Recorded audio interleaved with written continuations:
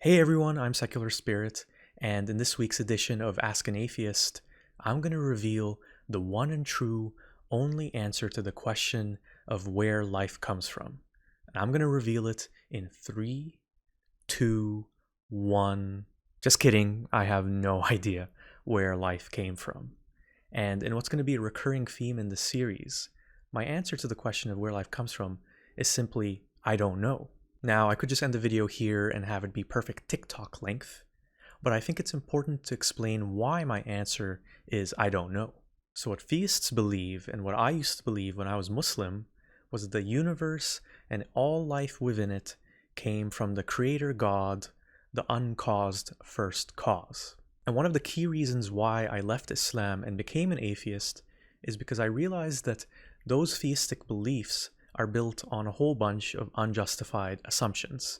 And I'm going to talk about 3 of those main assumptions in this video. Number 1, complex life on this planet couldn't have come about randomly, so it must be God. So what theists will say is, just look at the complexity of life on this planet, not just human life, animal life, and our ecosystems and how everything seems to be interconnected and dependent on each other.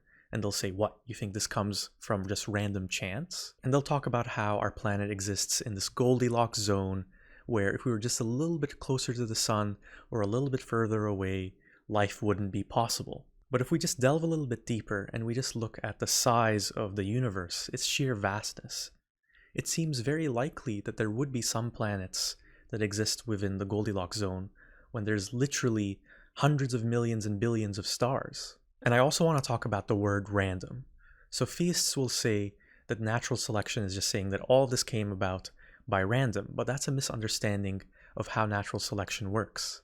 So the genetic variations that lead to evolution and natural selection may be random, but the ones that are passed on to future generations are the ones that enable our survival and reproducing. So in that sense, they're not random at all. And when you consider the fact that life had billions of years to evolve and grow over countless generations, and when you also consider that the universe is comprised of billions of stars, perhaps it was inevitable that life would arise somewhere, and perhaps it exists elsewhere. So why do we need to resort to a creator God, let alone a God who tells us who we can and can't have sex with and what we can and can't eat? Number 2, and this one is my favorite, science can't fully explain where life came from, so it must be God. So theists will point to how modern science has discovered all of these incredible things, and yet it still can't answer the questions of where life came from and how consciousness developed. But that doesn't mean that we can't discover the answers to those questions in the future. Just think about all the knowledge that we didn't have in the Middle Ages. We didn't know about the existence of germs, for example, and we have that knowledge today. So who knows what we'll discover in the future? This, of course, also means that we can't just default to the answer being a God. Which God? Which religion? There's so many interpretations, many of them that conflict with each other, and that's the problem with relying on blind faith and assumptions.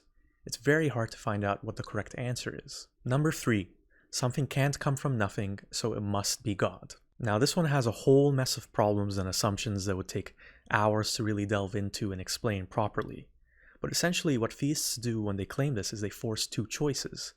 That something either comes from nothing or it comes from their God. And just in my own experience, what theists will do when they find out that I'm an atheist is say almost derisively, so what, you believe everything just came from nothing? And this whole idea that something can't come from nothing is the foundation of the Kalam cosmological argument popularized by Christian apologist William Lane Craig. And the most basic form of this argument goes something like this. Number 1, whatever begins to exist has a cause of its existence. Number 2, the universe began to exist. Number 3, therefore the universe has a cause of its existence. And then Craig tacks on number 4, if the universe has a cause, then an uncaused personal creator of the universe exists who without the universe is beginningless, changeless, immaterial, timeless, spaceless, and enormously powerful. So the reason I bring up the Kalam cosmological argument is this is one that has swayed a lot of people, which is surprising because it doesn't take much of an examination to show that it has some major assumptions within it. Now, when Craig says that whatever begins to exist has a cause, at first glance, that appears to kind of make sense. If we just look at our own experiences in our day-to-day lives, this appears to be true.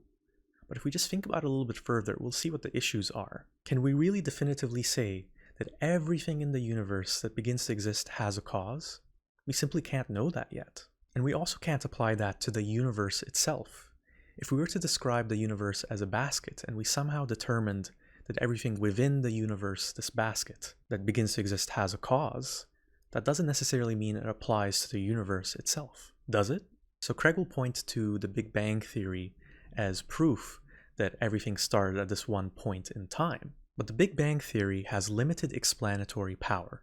It's merely an observation that time and space can be traced back to this one certain point. The Big Bang Theory can't rule out possibilities like there being an endless cycle of Big Bangs followed by collapses, followed by more Big Bangs, which would eliminate the need for some sort of first cause because it would be eternal. So in that sense, saying the universe began to exist is another assumption. It's possible that the universe has always existed, has always just been. At this point in time, we simply don't know enough to say definitively that the universe began to exist. And of course, while it is possible that a god instigated the Big Bang Theory doesn't offer any opinions on what caused the Big Bang to happen. And when we look at how Craig describes his creator as this timeless, spaceless, immaterial entity, how can he possibly know anything about this entity? In what I can only describe as a leap of faith, Craig somehow takes this timeless, spaceless, immaterial entity and links it to the God in the Bible that Christians believe in. And how does he do this? Well, he says, well, we Christians do believe that our creator God is this timeless, spaceless, blah, blah, blah entity. And that's it. It's just this assumption. And this is where we can see another problem with this argument. A Muslim, for example, can take a look at the Kalam cosmological argument and say, well, this is what Muslims believe Allah is, and that's why our version of God is the true one, while the Christian one is false.